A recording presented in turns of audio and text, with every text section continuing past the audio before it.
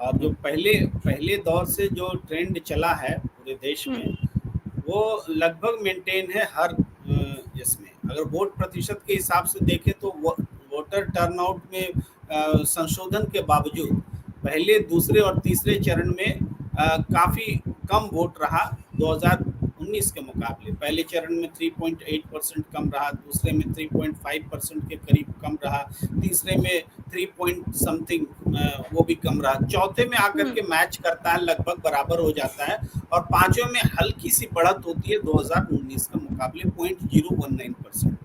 तो अभी इस बार जो हम देख पा रहे हैं, इस बार टोटल 64% का मतदान पिछले चुनाव में हुआ था 2019 में। तो अभी तो अनुमान लगाना मुश्किल है कि 64% क्रॉस करेगा कि नहीं करेगा, लेकिन उत्तर प्रदेश में निश्चित रूप से ये क्रॉस करता दिख रहा है, क्योंकि उत्तर प्रदेश में 54% ही 54 या 55% मतदान हुआ था पिछली बार, मुझे जहां तक ध्यान आता है, तो 54 समथिंग है, 54 के बीच में। बाकी लोग म्यूट कर लें जरा, बाकी सब लोगों को म्यूट करने के लिए बोल दीजिए, म्यूट कर लीजिए सब लोग जी। वो क्रॉस होता नजर आता है। तो ये भी उत्तर प्रदेश के संदर्भ में मैंने आपसे एक दिन पहले भी बताया था बातचीत में आपके ही चैनल पर, कि उत्तर प्रदेश में अब जो चरण बाकी हैं, और अब जबकि सुप्रीम कोर्ट से लोगों को लग रहा है कि भाई कोई उपयुक्त आदेश निर्देश नहीं मिला, तो ऐसे में अब और ज्यादा बढ़ चढ़ के मतदान करके ही हम उन वोटर टर्नआउट से प्रभावित होने वाले नतीजों को बैलेंस कर सकते हैं। ये जनता के मन में सीधे गया है, कोई पार्टी किसी को नहीं समझा रहा है, लेकिन लोग समझ रहे हैं कि हमें अब ज्यादा वोटिंग करनी है। अब क्या है, सत्ता संस्थान जो है जिनको वोटिंग से अब डर लगने लगा है, ये एकदम साफ तौर पे दिख रहा है। अधिक वोट होगा तो हमें डर लग रहा है, ये सत्ता को नजर आ रहा है। इसलिए आप देखेंगे महाराष्ट्र में भी लोग लाइन में लगे रहे, लेकिन वोटिंग परसेंटेज कम मिला। तो आज लोग अनिच्छा के कारण वोटिंग परसेंटेज नहीं गिर रहा है, इच्छा पूरी है वोट देने की, सत्ता उसको रोक रही है। उत्तर प्रदेश में, दिल्ली में भी दिख रहा है, जगह जगह आज भी हमें खबरें मिली कि कैसे बूथों पर रोके गए, देरी से मतदान हुए, तमाम चीजें दिखी हैं। तो इसका मतलब है कि जनता का एग्रेशन, जनता का गुस्सा, सत्ता में बदलाव के लिए जो ललक है, उसको दिल्ली की क्या खबर है सर? दिल्ली में 7 में से क्या हो रहा है 7 सीटों पर? देखिए, दिल्ली में तो एकदम माहौल उलट है, चाहे हरियाणा हो या दिल्ली हो। यहाँ पर बीजेपी अपनी काउंटिंग कर ले, यही बहुत बड़ी बात होगी। काउंटिंग उसकी हो जाए, यही बहुत बड़ी बात है। 13, 7, 20 सीटों पर आप देखिए दिल्ली का माहौल। पूर्वी दिल्ली में आप जनरल सीट पर ये अनुसूचित जनजाति के उम्मीदवार को बना करके आम आदमी पार्टी ने एक पूरा माहौल खड़ा कर दिया। कन्हैया कुमार ने बहुत मेहनत की, जो पूरा पूर्वांचली एक मनोज तिवारी के इशारे पर घूमता था, वो सारे पूर्वांचली इधर कन्हैया कुमार के साथ दिखे। चुनाव बदल गया, एकदम से बदल गया। तो आप ले दे करके साउथ दिल्ली वगैरह में बीजेपी उम्मीद रखती है कि कुछ हो सकता है, नहीं तो ज्यादातर जगहों पर, इवन नई दिल्ली जैसे जहाँ बांसुरी लड़ रही है, उनका भी ऐसी हो गया, क्योंकि पहले लग रहा था कि जीती जाएंगी, अब वो भी जीतती नजर नहीं आ रही है। चांदनी चौक स्पष्ट है कि जेपी अग्रवाल इस बार जीत रहे हैं। ये माहौल है दिल्ली में, जो कि बदला है आम आदमी पार्टी और कांग्रेस के एकजुट होने से, क्योंकि कई तरह के वोट्स एकजुट हुए हैं। देखिए, मुस्लिम, दलित, और उसके बाद पूर्वांचली और जाट, सिख, ये सारे वोट्स इंडिया गठबंधन के साथ आए हैं। सिख वोट भी बहुत महत्व रखता है, हर बार उस पर राजनीति होती है, सिख दंगे वगैरह, लेकिन इस बार नहीं। इस बार सिख को कोई भड़का नहीं सका, सबको किसान आंदोलन से जुड़ाव लगता है, सिख भी इंडिया गठबंधन के साथ है। तो दिल्ली तो सफाचट हो रहा है, वो खटाखट टाइप से वो सफाचट हो रहा है।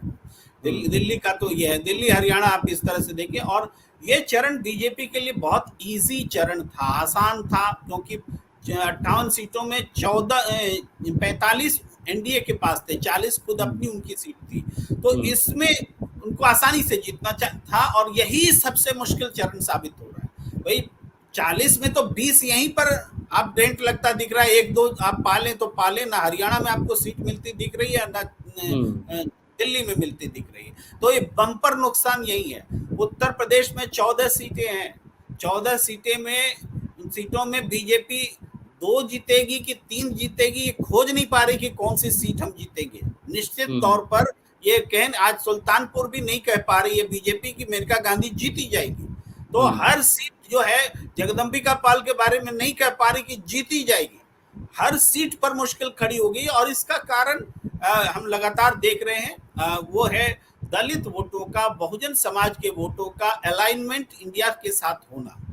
पिछली बार एसपी बीएसपी मिलकर लड़ी थी, इसके तो सर दलित वोटर जा रहा है, दलित वोटर जाता हुआ दिखाई दे रहा है नरेंद्र मोदी जी को, इसीलिए क्या वो ये बात कह रहे हैं कि इंडिया गठबंधन अपने वोट बैंक के सामने जितना मुजरा करना है कर ले, मैं SC/ST आरक्षण के साथ आखिरी दम तक, आखिरी सांस तक खड़ा रहूंगा, ये वोट खिसकता हुआ दिखाई दे रहा है, इसीलिए आखिरी दम और आखिरी सांस SC/ST की याद आ गई है?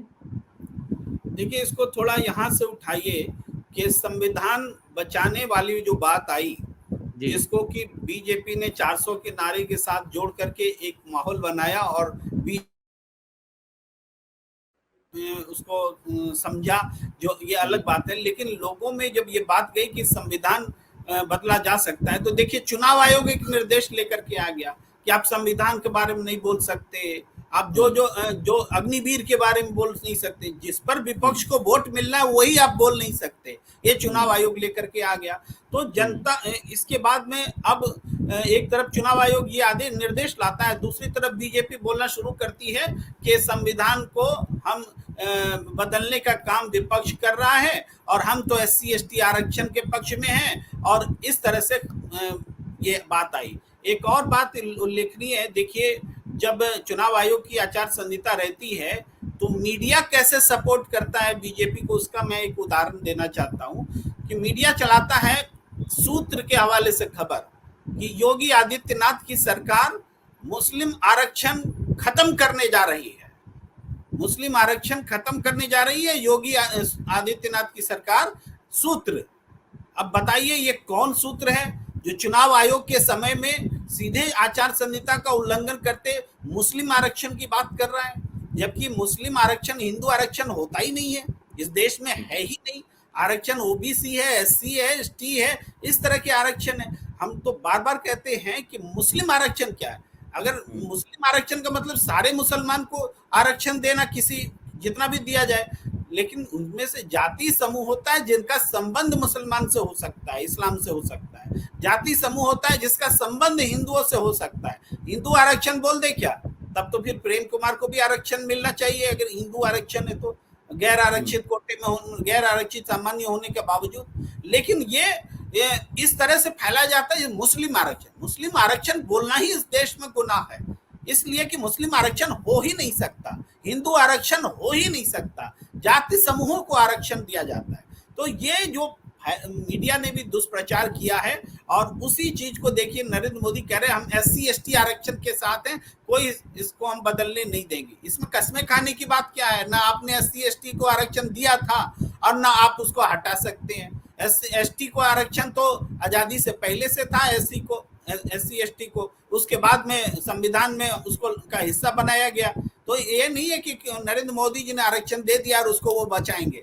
सवाल यह है कि संविधान बचेगा कि नहीं बचेगा। चुनाव आयोग से आज मतदाताओं को डर क्यों लग रहा है, चुनाव आयोग मतदाताओं को क्यों डरा रहा है, ये बातें जो है ये संविधान खतरे में वाली बात है। भाई चंडीगढ़ में चुनाव लूट लिया जाता है चुनाव निर्वाची पदाधिकारी के द्वारा, वो है संविधान में खतरे होने की बात। हमें ये पता होता है कि किस बेंच में, सुप्रीम कोर्ट के किस बेंच में केस गया है और किसका नतीजा क्या होने वाला है, ये है संविधान में के खतरे होने की बात। क्योंकि अब लोग समझ रहे हैं किस बेंच में गया है, रिजल्ट लोग को पता रहता है।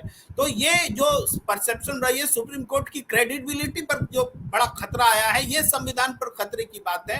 तो इसको लेकर के चिंता है, और मेरे ख्याल से जनता सबसे पहले ऑब्जर्व कर लेती है कि कब संविधान खतरे में है और कब लोकतंत्र खतरे में है। राजनीतिक लोग तो अपने अपने तरीके से उसको नरेट करते हैं, पर जनता उसको समझ लेती है। उसी हिसाब से हमें वोटिंग पैटर्न उत्तर प्रदेश में ज्यादा तेज होता हुआ नजर आया, जो इससे पहले लगातार कम था।